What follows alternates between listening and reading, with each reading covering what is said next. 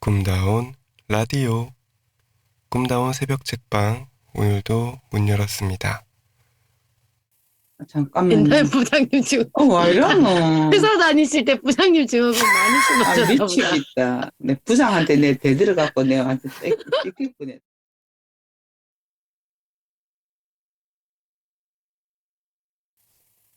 그럼 먼저 읽으세요. 제가 두 번째 읽을게요.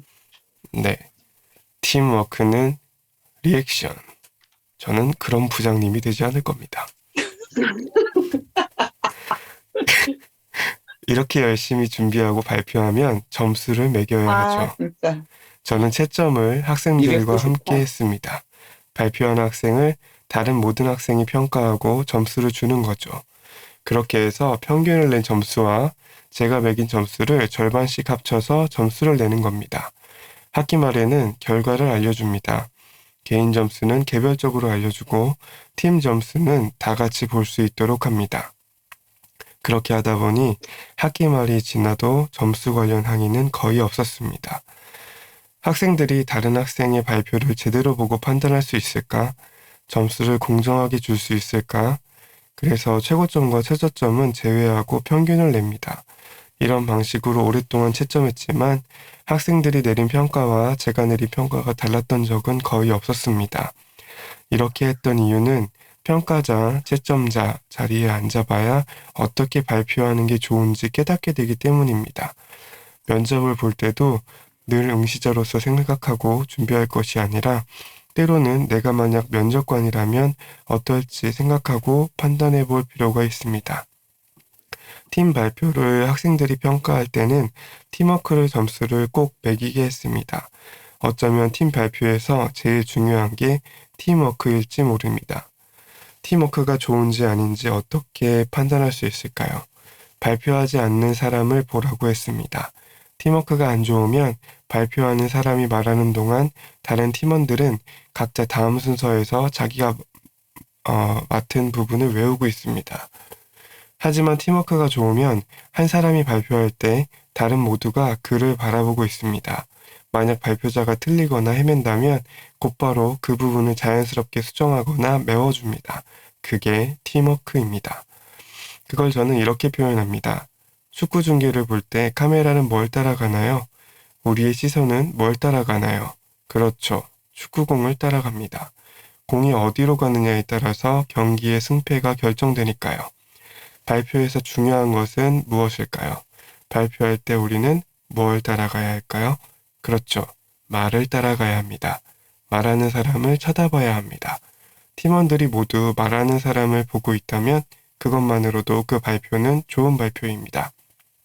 팀워크에서 제일 중요한 것은 내가 아니라 팀입니다. 팀보다 위대한 선수는 없다는 축구의 오래된 격언을 굳이 꺼내지 않아도 다들 알 거라 믿습니다. 팀 발표에서 제일 중요한 건 그래서 리액션입니다. 축구공을 따라가는 선수들의 눈빛이나 발놀림처럼 발표자의 말을 따라가는 팀원들의 리액션은 결국 그 발표를 성공으로 이끌 테니까요.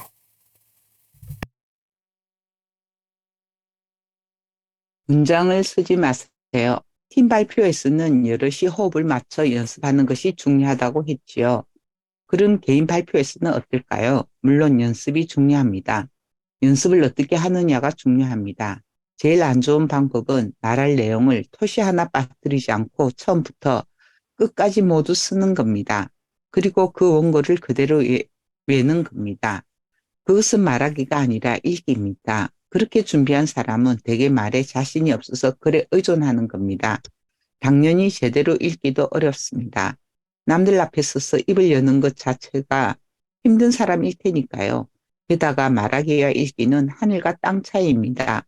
말을 할 때는 에너지가 들어갑니다. 읽기는 들어가는 에너지의 몇 배는 될 겁니다. 읽기에는 에너지가 별로 필요하지 않거든요. 항상 학창 시절을 떠올리면 금방 이해가 될 겁니다. 지금은 그런 분이 안 계시겠지만 예전에는 교과서를 줄줄 읽는 선생님도 계셨습니다. 주로 연세가 많은 선생님이었어요. 그런 수업에 집중이 되던가요? 선생님이 읽어주시던 내용이 머릿속에 잘 들어오던가요? 준비한 원고를 읽는 것은 듣는 사람의 집중력을 떨어뜨리고 흥미를 잃게 합니다. 그럼 왜 몇몇 선생님은 그렇게 수업을 하셨을까요?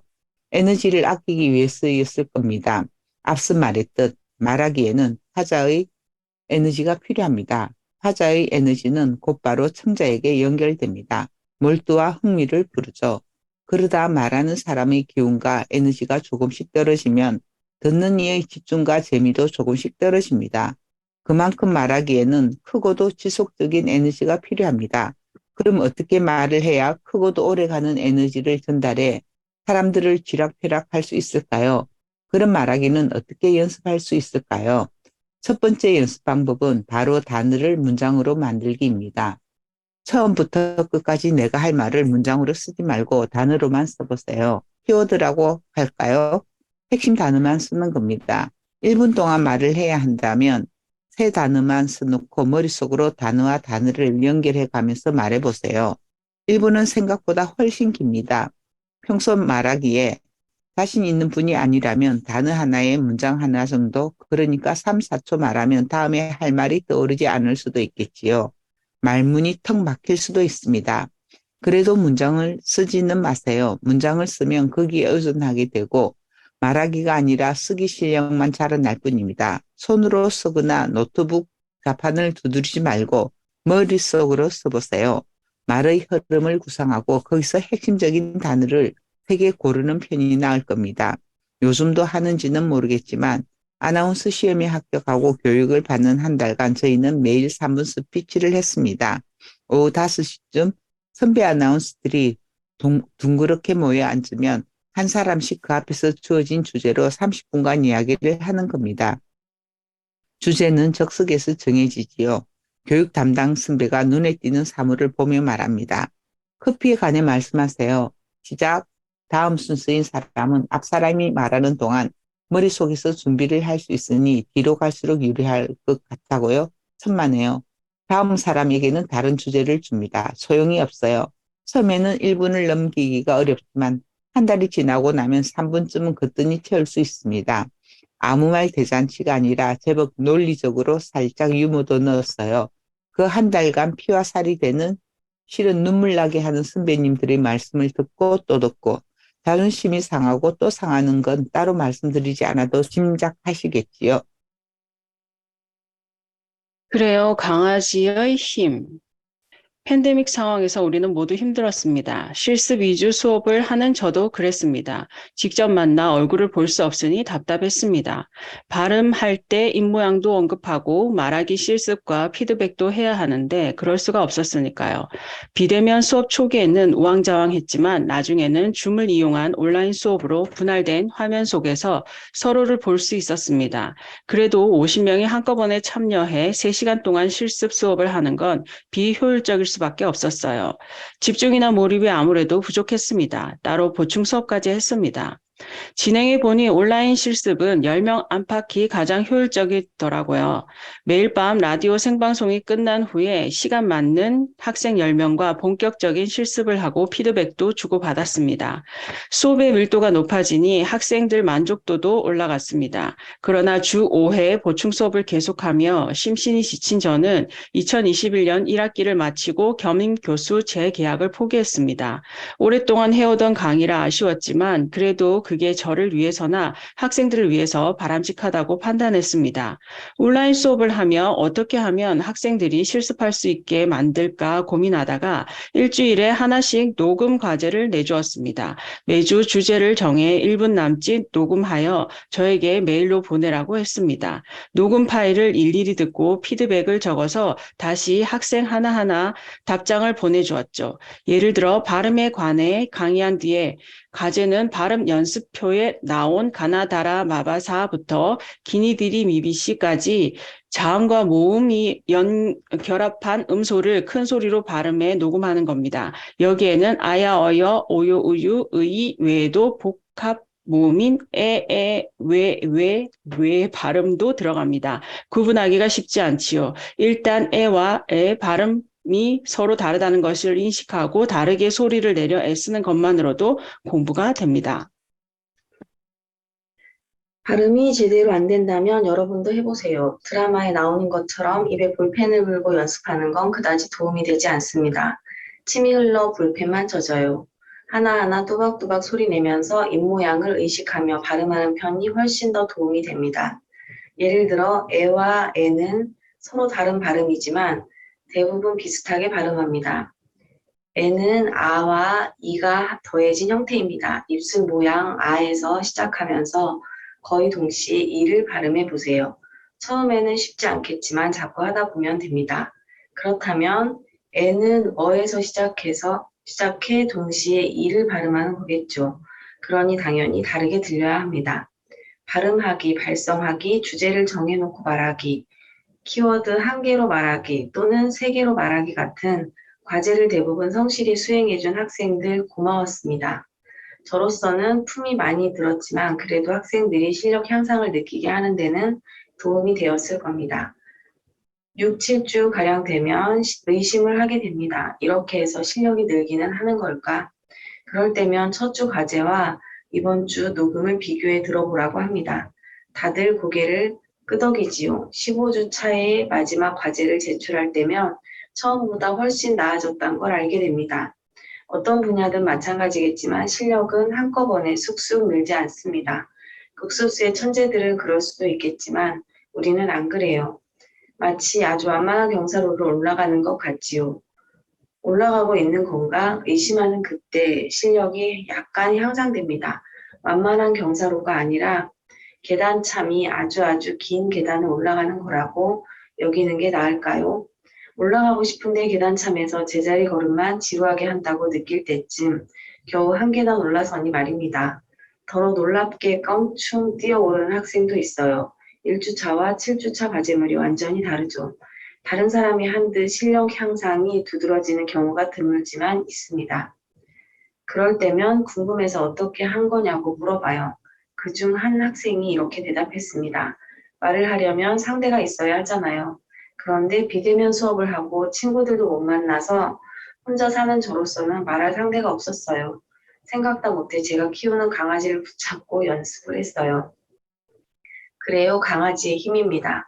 강아지든 고양이든 반려동물과 함께 사는 분이라면 그렇게 연습해 보세요.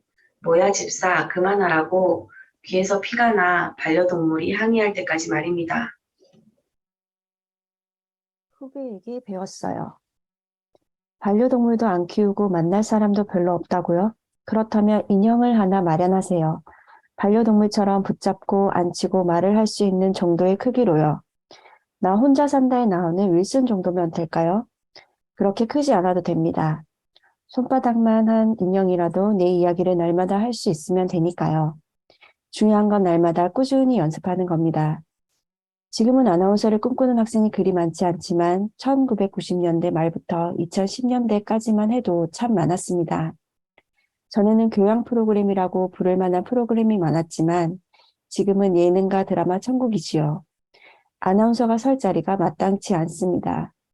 아나운서를 꿈꾸는 학생이 많던 시절에는 아나운서 아카데미도 많았습니다.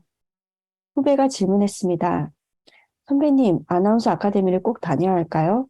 그럴 때 제 대답은 늘 한결같았습니다. 그건 너의 선택이지만 아나운서 아카데미가 합격시켜주지는 않아. 토익 점수를 높이기 위해 영어 학원에 다녀본 사람이라면 이해할 겁니다.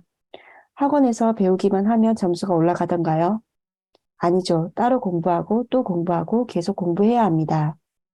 아나운서 아카데미에 다니는 것만으로 합격이 된다면 등록하는 모든 수강생이 아나운서가 되어야 하잖아요. 실상은 다릅니다. 다만 그런 곳은 함께 공부하는 분위기가 조성되어 있고 현직이나 전직 아나운서 강사들에게 교육을 받는 곳이지요. 연습과 노력은 각자의 몫일 뿐, 한 번 더 연습하고 조금 더 노력하는 사람이 결국 합격하는 겁니다. 그러니 반려동물이든 인형이든 앉혀놓고 말하기 실습을 하라는 겁니다. 그것도 어렵다면 또 다른 방법이 있습니다. 지하철역이나 버스 정거장에서 집까지 걷는 동안 말을 하는 겁니다. 5분이든 10분이든 매일, 하루도 빠짐없이, 꾸준히. 이때 중요한 건 실제로 말을 해야 한다는 겁니다. 말을 하듯 마음속으로 웅얼거리기만 하면 도움이 안 돼요. 무슨 말을 하냐고요? 그것도 날마다? 주제는 정하기 나름입니다. 영화를 보고 온 날은 영화 줄거리를 요약해도 좋고, 맛있는 점심을 먹었다면 그날 점심 얘기도 좋습니다. 우연히 맛집을 찾아갔다거나, 같이 밥 먹은 사람 덕분에 분위기가 좋았다거나, 친절한 서빙을 받아서 밥맛이 더 좋았다거나, 무엇이든 좋아요. 말을 하는 겁니다. 여기서 한 걸음만 더 나가볼까요? 스스로 묻고 답을 해보세요. 오래전 후배 아나운서의 인터뷰에서 배운 겁니다. 지금은 방송계를 떠났지만 정말 방송을 잘하던 후배의 비결이 궁금했던 터라 꼼꼼히 기사를 읽어봤지요. 그랬더니 혼자 묻고 답하기로 아나운서 시험을 준비했다고 하더라고요. 무엇을 묻고 어떻게 답할까요? 그것부터 말하기에 공부가 됩니다. 예를 들어보죠. 박찬욱 감독이 제75회 칸 영화제에서 감독상을 받았습니다. 그럼 이렇게 질문합니다. 얼마 전 박찬욱 감독이 칸 영화제에서 감독상을 받았습니다. 2019년에는 봉준호 감독이 황금 종려상을 받았지요. 최근 우리 영화가 이렇게 세계에서 인정받는 이유는 뭘까요? 질문을 만들기도 어렵지요. 여기 적절한 답변을 하기는 더 어렵습니다. 뭘 알아야 제대로 물어볼 수 있다는 게 입증되는 셈입니다. 스스로 질문을 만들어냈다면 거기에 걸맞은 답변도 만들어내야죠. 어떻게 하냐고요? 준비하고 공부하고 노력해야지요. 날마다 하나씩 질문을 만들고 답변을 한다면 6개월 후 180개, 1년 후 360개가 넘는 질문지와 답변지를 갖게 됩니다. 이런 사람이라면 면접장에서 면접관이 무엇을 물어본들 어렵지 않게 대답할 수 있겠지요. 여러분도 할 수 있습니다. 하루 이틀, 일주일 꾸준히 하다 보면 실력이 부쩍 늘어나는 걸 느낄 겁니다. 얘기가 나온 김에 아나운서의 방식 하나 더 알려드리겠습니다. 원로 아나운서의 연습법. 원로든 중견이든 새내기든 마찬가지일 겁니다. 방송은 참 어렵습니다. 생방송이든 녹화나 녹음 방송이든 목소리만 나오든 얼굴까지 나오든 마찬가지입니다. 제가 해온 텔레비전 프로그램 진행이나 다큐멘터리 내레이션에는 기본 원고가 있습니다. 토크쇼 프로그램을 예로 들어볼까요? 기획회의를 거쳐 아이템과 출연자가 정해지면 프로듀서와 작가, 제작진이 출연자와 함께 미팅을 합니다. 1시간이나 2시간, 더러는 반나절, 때로는 온종일 얘기 나누고 밥도 먹고 집이나 일터로 찾아가기도 합니다. 책을 낸 분이라면 책을, 다른 방송에 출연한 분이라면 프로그램을 찾아보죠. 개인 SNS도 활용합니다. 그렇게 이야기하고 취재한 내용을 작가가 정리하여 원고를 작성하면 방송 하루 전날에 대본 회의를 통해 진행자가 내용을 파악합니다. 그러니 진행자는 대본을 참고로 출연자와 대화를 나눕니다. 라디오 음악 프로그램에도 기본적인 원고는 있습니다. 오프닝 멘트나 코너 구성 원고, 앞뒤 연결 멘트를 작가가 미리 써두지요. 생방송 도중에 청취자 여러분이 보내주시는 문자나 글도 아주 훌륭한 대본이 됩니다. 여러분의 글이 내비게이션이 되어 DJ도 제작진도 그날의 방송이 가야 할 길을 찾아가게 되니까요. 예를 들어 오랜만에 단비가 촉촉하게 내리는 날 프로그램이 어디로 가야 할지 청취자들의 사연이 안내해 줍니다.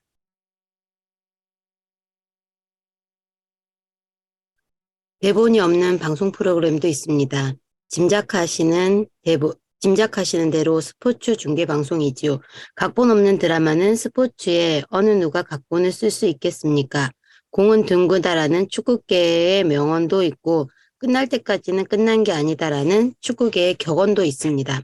어느 팀이 이기고 지게 될지, 누가 그 경기의 MVP가 되고 누가 실수를 할지 아무도 모릅니다. 그렇다면 스포츠 중계 방송을 담당하는 캐스터와 아나운서는 어떻게 방송 준비를 할까요? 그들의 노하우를 조금이라도 배울 수 있다면 여러분도 언제 어떤 상황이든 당황하지 않고 말을 할 수 있지 않을까요? 오래전 제가 신입사원이던 시절 최고의 스포츠 캐스터로 이름을 날리던 원로 아나운서가 계셨습니다. 퇴직을 앞두고 계셨던 선배님은 스포츠를 좋아하는 사람이라면 모를 수가 없는 대한민국 스포츠 중계의 전설이었죠.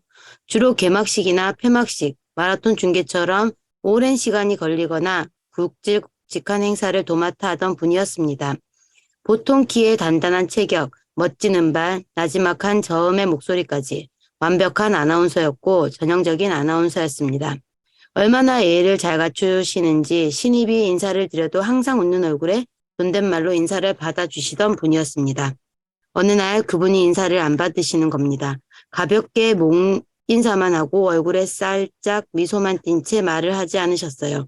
혹시 무슨 실수라도 했나 걱정하던 제게 다른 선배가 해주신 말. 저 선배님은 중계방송 일정이 잡히면 그때부터 전혀 말씀을 안 하셔. 목소리도 아끼고 정신도 집중하며 최선을 다하시는 거지. 그러니 마음 쓸 필요 없어. 얼굴에 미소를 짓고 계시잖아. 역할을 맡으면 그때부터 극중 인물이 되어 살아간다는 배우 이야기는 들어봤지만 중계방송을 앞두고 말을 상가하는 아나운서가 있다는 건 처음 알았습니다. 이후로도 올림픽처럼 큰 행사를 앞두고 무건수행에 들어가시는 원로 아나운서의 모습을 여러 번 볼 수 있었습니다. 언니 선생님 읽기 가능하세요? 물론 모든 아나운서가 그런 건 아닙니다. 중계를 앞두고는 즐거운 기분, 요즘 하는 말로 하이텐션을 유지하는 분도 계셨습니다. 더 우렁찬 소리로 인사하고 더 밝은 표정으로 많은 얘기를 하시는 아나운서 선배님도 계셨으니까요. 스타일이야 어찌되었건 대본 없이 2시간도 넘는 마라톤 중계방송 같은 걸 어찌할 수 있을까요? 우리도 텔레비전으로 본 적 있지만 총성이 울리면 수많은 선수가 동시에 뛰기 시작하고 선두그룹과 중간 후미로 나뉘어 최선을 다해 달리다가 마침내 골인 지점에 들어오는 것이 마라톤입니다. 화면은 별로 변화가 없습니다. 한 무리의 선수들이 달리는 거지요. 파란 하늘, 하얀 구름, 날씨조차 특별한 이야깃거리가 되지 않습니다. 온도, 습도, 강수량 정도를 제외하면 할 만한 얘기가 없습니다. 1992년 바르셀로나 올림픽 폐막식 날 오전에 열린 남자 마라톤 중계방송에서는 이런 일도 있었답니다.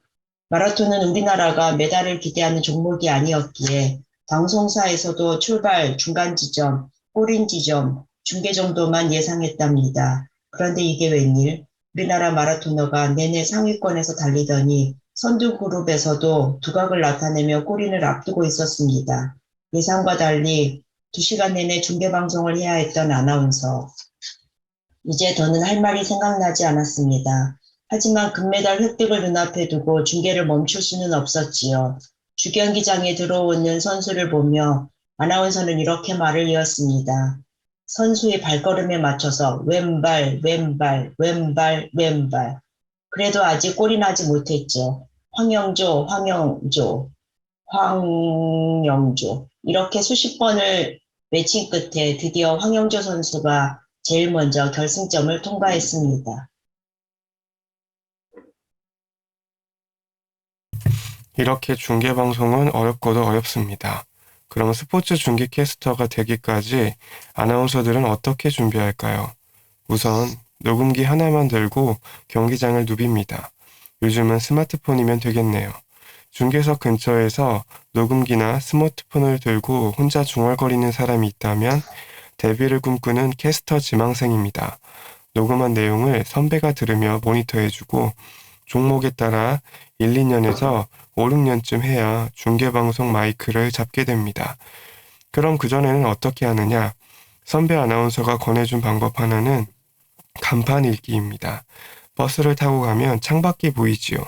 그때 혼자서 입모양으로만 간판을 계속 읽어봅니다. 저도 해봤는데 쉽지가 않아요. 버스가 속도를 내면 더욱 어렵지요. 그래도 계속 해보는 겁니다.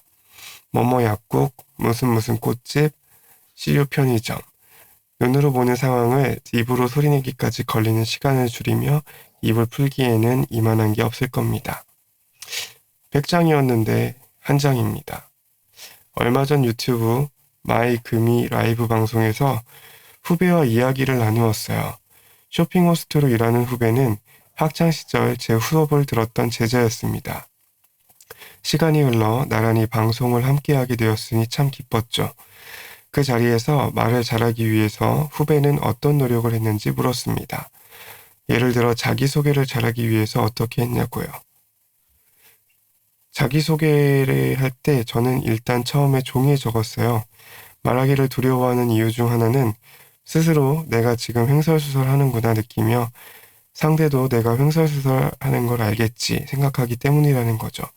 그래서 무엇을 어떻게 말할지 정리하는 건데 가장 좋은 방법은 마인드맵을 그려서 정리하기였어요. 큰 주제를 적고 나뭇가지마다 말할 순서대로 작은 주제를 적는 거죠. 순서는 시계 방향으로 적어요. 그러면 말할 때 제 머릿속에는 그 마인드맵이 있으니까 순서를 헷갈리지 않더라고요. 가지의 나뭇잎 부분에는 중요한 단어를 적어도 같은 방식으로 머릿속에 그리면서 말을 하는 거죠. 그러면 확실히 일목요연하게 말하게 되더라고요. 자기소개 준비할 때 마인드맵으로 시작해 보시는 것도 좋을 것 같습니다. 그날 마이금이 라이브에서 저는 100장을 한 장으로 줄이는 방식을 말씀드렸어요. 예전에 IMF 당시 건모기 특별 생방송을 맡았을 때나 1년간 50명 남짓 초대 손님을 인터뷰했던 파워 인터뷰를 진행할 때 이용한 방법이에요. 한 사람에 관해 혹은 주제 하나를 놓고 A4 용지 100장 분량의 자료를 모읍니다. 그리고 읽으면서 밑줄을 쳐요. 밑줄 친 부분만 모으면 10장 안팎으로 줄어들죠. 그 10장을 다시 3~4장으로 줄여요. 문장이 아니라 광고처럼 짧은 문구로 이때부터는 직접 손으로 쓰죠. 결국 딱 한 장으로 만듭니다. 그럼 그건 완전히 머릿속에서 저장됩니다. 생방송 중 언제든 습관에 쓸 수 있지요. 만약 생각나지 않는다면 그때 큐카드에 적어둔 핵심 단어를 살짝 찾아보면 되지요. 빼기의 힘입니다. 시간 여유가 있다면 도전해보세요. 그렇지 않다면 후배가 제안한 마인드맵도 참 좋은 방법인 것 같습니다. 중요한 건 방법이 아니라 시도이니까요.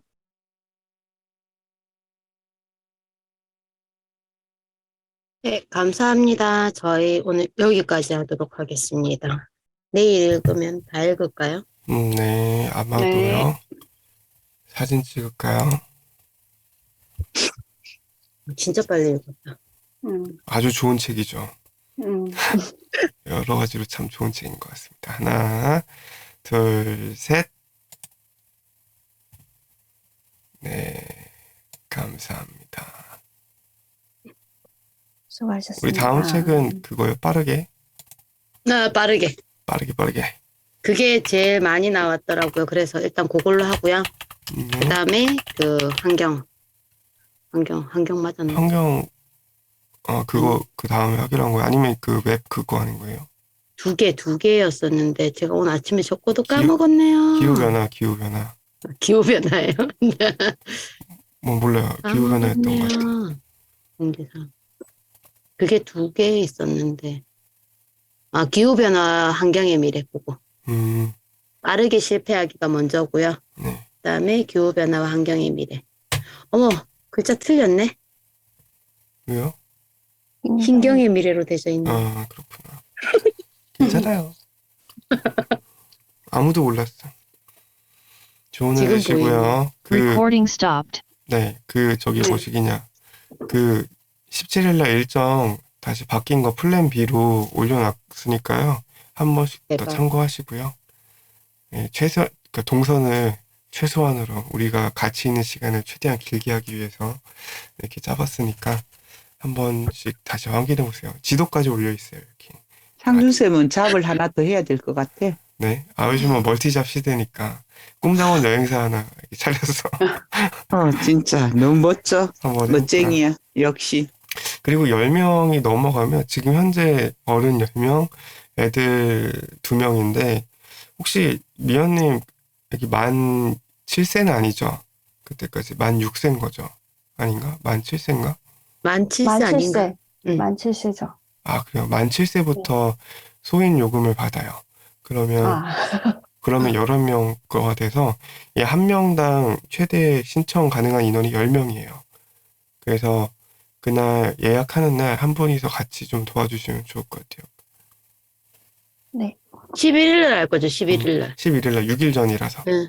은희쌤 안녕. 그리고 있잖아요. 저희 이렇게 가는 거 회비 미리 걷어야 되지 않을까요? 그게 예상 맞을 것 경비를 대충 뽑아볼게요, 그러면. 그게, 예상까지 하는 거예요. 그 원래, 회계까지. 원래 여행사 하려면 금액이 나와야 되잖아요. 그치. 제일 중요한 거예요. 원래 처음에 최고다. 그 플랜 A는 비용이 좀 있는 편이었어요. 그러니까 좀 사진전도 좀 비싸고 이게 사진전도 15,000원씩 하고 그다음 뭐 스튜디오 빌리고 하는 것도 좀 있고 하니까. 근데 지금은 그 창덕궁 후원 5,000원, 정각 3,000원, 8,000원, 성인 기준 8,000원 말고는 현재까지 따로 비용이 나오는 건 없어요. 먹는 거 비용 들어가죠. 먹는 거밖에 없죠. 먹는 건 원래 당연한 거니까. 입에 가는 뭐 들어가는 게 그냥 들어갈 수는 없죠. 네. 그렇게 해서 한번 전 누구한테 연락하면 될까요? 저한테. 도착했을 때. 아무나 거기 있는 아무나한테 연락하면 되지 알겠어요. 않을까요? 저한테 하시는 게 제일 빠를 수 있고요. 항상 준비하고 있을게요. 이렇게. 알겠습니다. 고맙습니다. 아, 이게 이번 주에 독감 걸려서 얼마나 다행이에요. 나오세요. 아프지 마세요. 만날 때까지 아, 다들. 그러니까요. 다들 건강하시고요. 그 말 너무 멋지다. 그럼 시겁했습니다. 고생하셨어요. 네, 감사합니다. 전 네, 나가볼게요. 감사합니다. 저기 나갈게요. 좋은 하루 되세요. 좋은 날 되세요. 네.